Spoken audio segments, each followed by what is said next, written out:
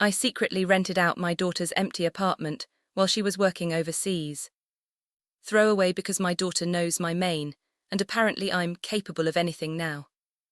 I-59F, rented out my daughter's apartment while she was working overseas, used the rent money to help my son's family, and now my daughter has cut all of us off, changed her locks, and told me I will never have a key to anything of hers again.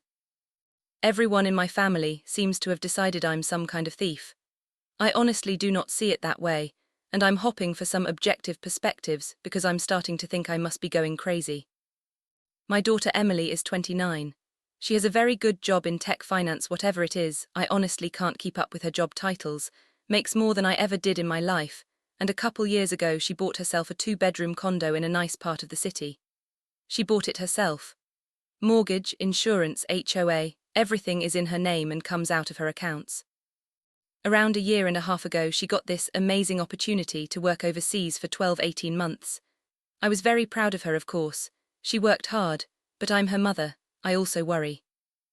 Before she left we had several conversations about the apartment. I said, very reasonably, that she should consider renting it out while she was gone. Apartments like that easily go for $400 to $500 a month around here. She could have completely offset her mortgage and probably even come out ahead. She flat out said no. Her exact words, "I don't want strangers living in my home while I'm not there. I want to come back to my place exactly how I left it." I tried suggesting short-term corporate rentals, friends of friends, even joked that her brother Daniel's family could move in for a bit. She was firm. "No, I'm leaving it empty. I can afford it, Mom." She gave me a spare key for emergencies and to check on things occasionally, plants, mail, that sort of thing. She even said, "This is not a blank check to use my place, okay?" I remember because I thought that was a bit dramatic. I didn't argue, it was her decision, fine. But every time I went over there after she left, it just sat there. Completely empty, perfectly good space. 2 bedrooms, laundry, parking spot, all paid for, sitting dark and quiet month after month. And meanwhile, my son was drowning. My son Daniel is 33, married to Sarah, 31. They have 2 kids, 5 and 3, adorable, lively and expensive, like all little ones are. Daniel and Sarah are not irresponsible people. This is what upsets me when everyone acts like I'm enabling deadbeats. They both work, he's in IT support, she's a nurse. Good jobs, but not the kind of money Emily makes. Cost of living, gone crazy, childcare is insane, and they hit a string of bad luck. Their landlord raised the rent by $400 when the lease renewed. Their youngest had some medical issues last year, nothing life-threatening, but lots of copays and tests. Their car died and they had to finance another used one. Daycare costs went up again. Sarah had to cut back hours for a few months because of the kids. They were constantly on the edge, maxed credit cards, juggling bills. There were nights Daniel would call me almost in tears because he was trying to decide which bill to pay late. Meanwhile, Emily is overseas posting pictures from cute cafes and weekend trips, talking about her bonuses and stock vesting schedules, and how she might extend her contract. She has one person to think about, herself. No kids, no spouse, no one depending on her. Of course I am happy she's successful, I'm her mother, but you cannot tell me those 2 situations are equivalent. She has a high salary, very little overhead. He has a family of 4 and is fighting just to stay afloat. I've always believed, family is supposed to help family. Emily has helped in the past. She paid off one of Daniel's credit cards once, she covered part of a dental bill for the kids. We raised her to understand we support each other. So I looked at that empty apartment, and I looked at my son's bank statements, and I thought, this is ridiculous. Before everyone jumps down my throat, I didn't just immediately move Daniel in. At first I was just doing what Emily asked, swinging by the apartment every couple of weeks. I'd water the couple of plants she left, run the taps, flush the toilets, make sure no one had broken in. I know that's what a spare key is usually for. But each time it hit me harder. This place is beautiful. Modern kitchen, in-unit laundry, extra bedroom unused, and it's just sitting there while my grandchildren share a tiny bedroom in a cramped, overpriced rental on a noisy street. One afternoon, Daniel stopped by my house absolutely stressed about an unexpected daycare fee, and talking about maybe needing to move out of the city to somewhere cheaper. Longer commute, worse schools, away from us. He said, half joking, Sometimes I wish we could just crash at Emily's fancy place for a while. That extra bedroom would solve everything. A light bulb went off. I said, well, maybe you could. He immediately asked, wait, did Emily say that? And I said, honestly, not in so many words, but she did say it was sitting empty and she wasn't using it. And she gave me the spare key. Looking back, maybe I overstated how much she had left it in my hands. But at the time, I genuinely felt like she had entrusted me with taking care of things and making practical decisions. I suggested Daniel and his family could move in temporarily and pay a reduced family rent. That way, they'd have a safe, stable place. Emily's apartment wouldn't be sitting abandoned. The extra money could go toward catching them up on bills.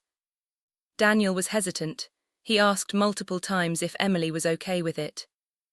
I said things like, she said she doesn't want strangers in there. You're not strangers, you're her brother, it's family. And she told me I could handle anything that came up with the apartment while she's gone.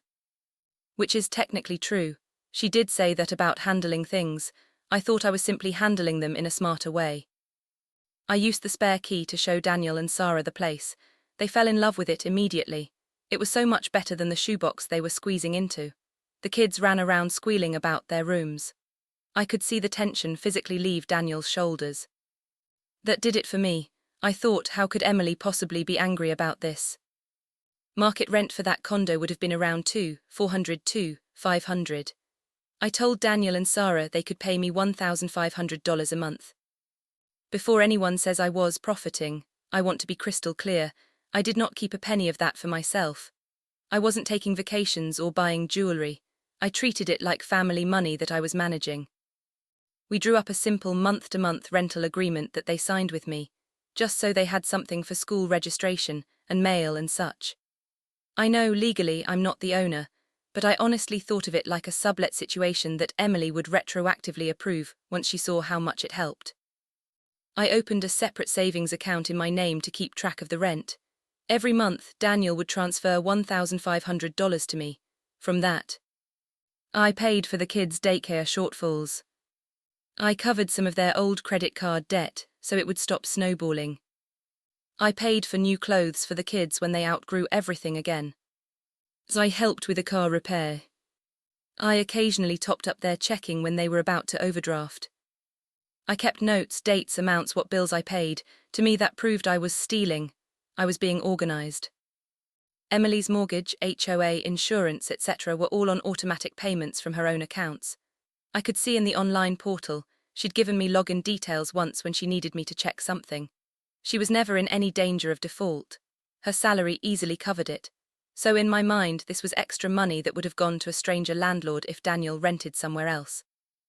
Instead, it stayed in the family. And again, my logic was, if I help Daniel get back on his feet now, then Emily won't have to keep bailing him out later. I honestly thought I was doing her a favor in the long run. Over the next 8 or 9 months, Daniel's family really settled in. We all did.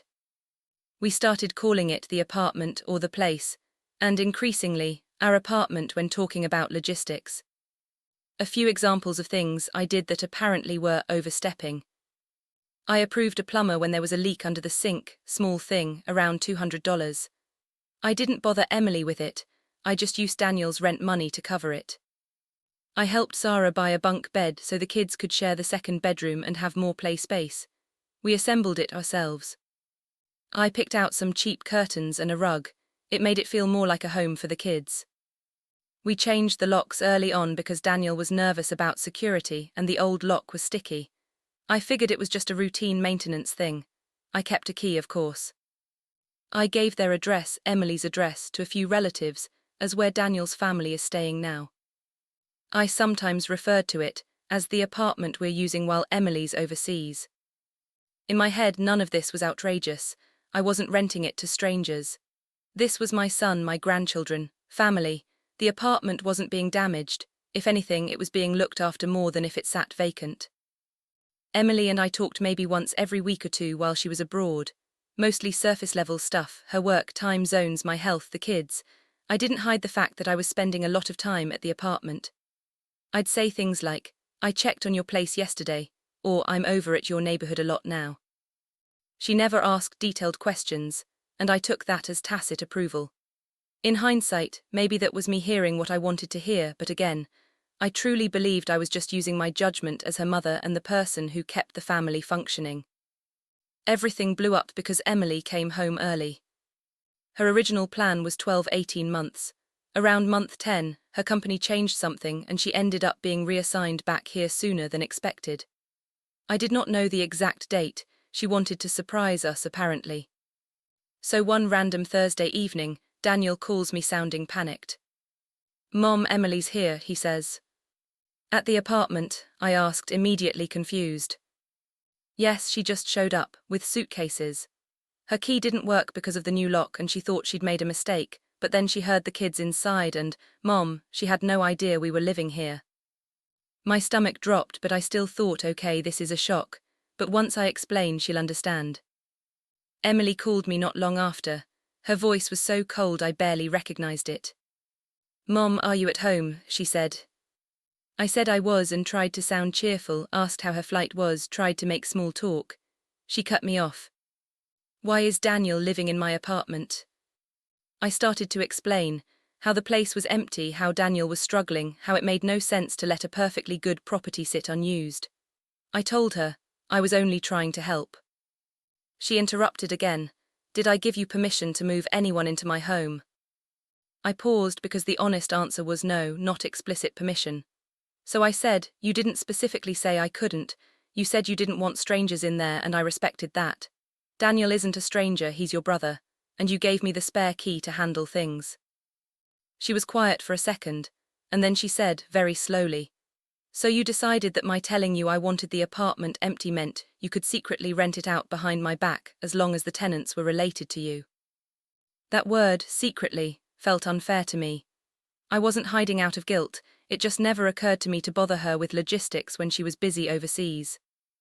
I said, "Emily, you were gone, you weren't even living there. The mortgage still had to be paid either way. Your brother had nowhere affordable to go. This way the apartment helped the family instead of gathering dust. It seemed ridiculous to let it sit empty when it could be doing some good." She said, "You are avoiding the question, did I give you permission, yes or no?"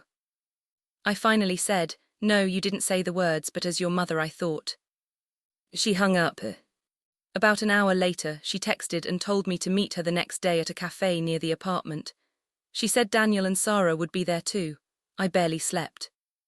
When I arrived, Emily was already seated. No hug, no smile, nothing. Daniel and Sarah looked like they wanted to disappear. Emily laid it all out, very calm, very controlled.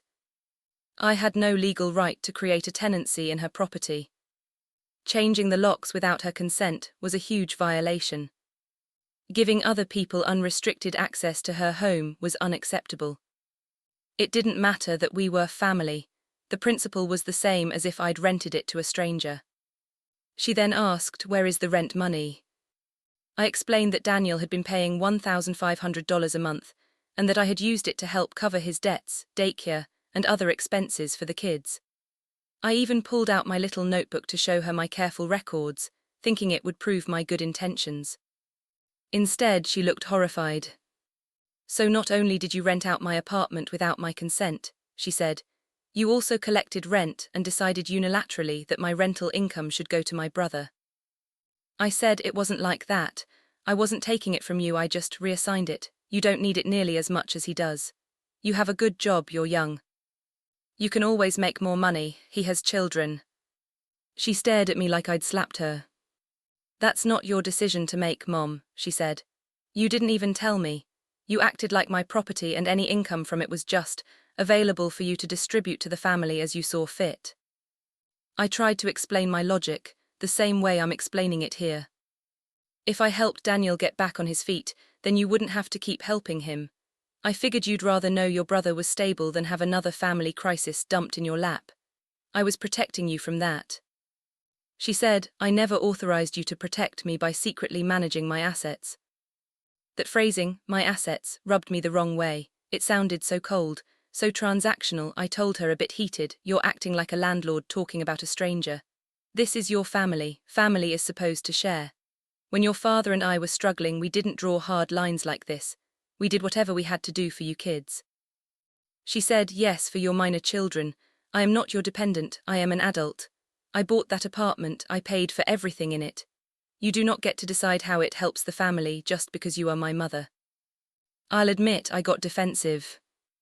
You're really going to throw your own brother and your niece and nephew out over some rent you didn't even know you were missing, I said. You're choosing a property over your family. Do you hear how that sounds? That's when Daniel spoke up quietly. Mom, I really thought she knew. You told us she was fine with it.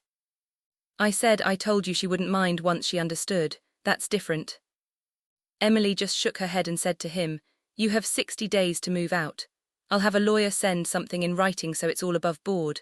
After that, I want you out of my apartment. She turned back to me and said, and I want my key back. This part has become symbolic to everyone, apparently. I said, don't be ridiculous, you know I need a key for emergencies. What if there's a leak or a fire or…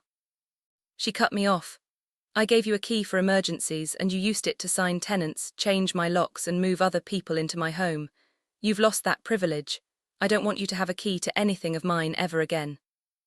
I said, I'm your mother. You don't talk to me like I'm some stranger off the street. I have a right to make sure you're safe. She just held out her hand and repeated, key, now. For a second I considered refusing. But Daniel and Sarah were staring at the table, and people at other tables were starting to glance over. I didn't want a scene. I took my keys out of my purse, hesitated, and then slipped the condo key off the ring. It felt wrong, like handing over a piece of my role as her mother. She took it, put it in her pocket, and said, I'll be changing the locks again this week. Don't attempt to make a copy. If you show up at my home without my permission, I will treat it like any other trespasser. That word again, trespasser, from my own child. True to her word, Emily got a lawyer involved. I don't know every detail because she cut me out of the communications and only dealt with Daniel and Sarah directly after that. From what I understand, because Daniel and Sarah had been living there for months and paying rent, they had certain tenant rights even if the initial arrangement wasn't properly authorized. Emily had to serve them with a formal notice to terminate their month-to-month tenancy. She gave them more than the minimum notice, 60 days, to avoid displacing her niece and nephew suddenly, as she put it in the email Daniel showed me. She refused to demand back rent from them, saying that was between them and me since I'd collected it. Daniel and Sarah were caught in the middle. They were hurt and embarrassed. They genuinely thought they'd been there with her blessing. They did eventually move out back to a smaller place in a cheaper area. They're still struggling, and now their relationship with Emily is destroyed. Emily, meanwhile, asked me through a curt email for a full accounting of all rental income collected, how it was used and any documentation. She mentioned possible tax implications and unauthorized management of her property. That strung unauthorized management, like I'm some scam artist and not the woman who raised her. I sent her scans of my notebook and bank statements showing Daniel's transfers in and my payments out. I wrote a long email explaining that I'd never kept any of it, that everything went to her brother and the kids, that the money was gone because bills don't pay themselves. I said again that I'd only ever acted in good faith, trying to help both of them. She never responded. After the key incident and the lawyer stuff started, Emily stopped answering my calls. Texts stopped delivering. I realized I'd been blocked. She blocked Daniel and Sarah too. She didn't just distance herself from me, she cut off the entire family. No calls to the kids, no birthday messages. She even emailed her HR or something and removed me as her emergency contact. Sarah found out through a mutual friend. When my sister tried to mediate and reached out to Emily, she apparently said something that really stuck with me, because it keeps getting repeated back to me. The issue was never the money. The issue was that my mother genuinely believes that if I own something, she gets to decide how it benefits the family. I'm not safe around someone who thinks like that. Safe as if I'm some threat. Yes, I believe family resources should help family where they're needed. Yes, I believe that money is more useful helping a whole family keep a roof over their heads than sitting in an account of a single, well-off person who is already doing fine. That doesn't mean I'm dangerous, it means I'm practical. That's how I've always operated.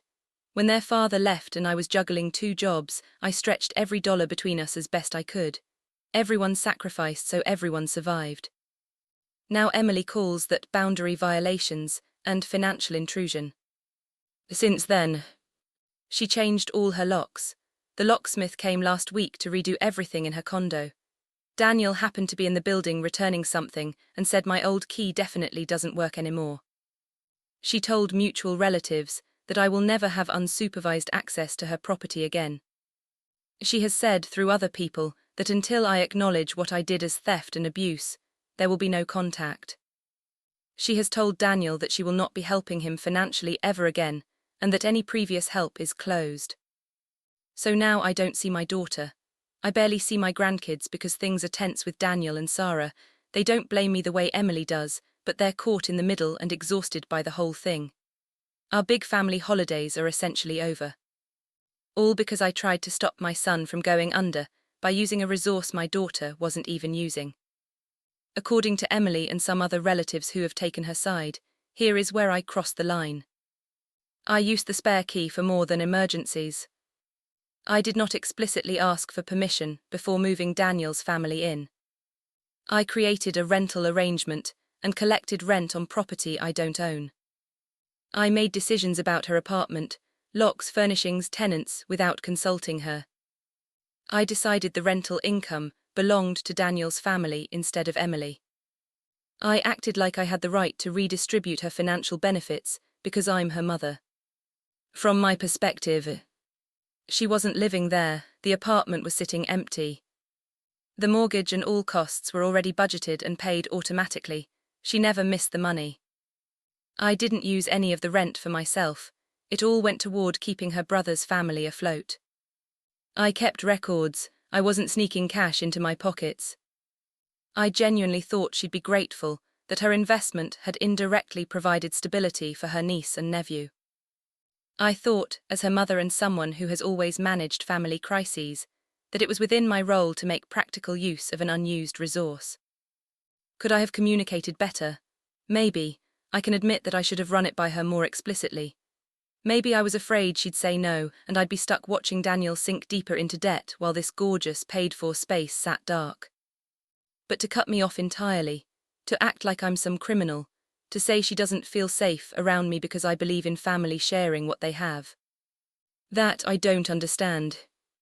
I know how this sounds written out. I can see how, from a very rigid individualistic standpoint, I overstepped. But I wasn't lining my own pockets. I was not exploiting her for fun. I was managing a family problem with a practical solution. Now my daughter is gone from my life. I don't have a key to her place. And apparently I'm the villain because I couldn't see the point in letting a perfectly good property sit unused, while her brother's family struggled. So was I really that wrong?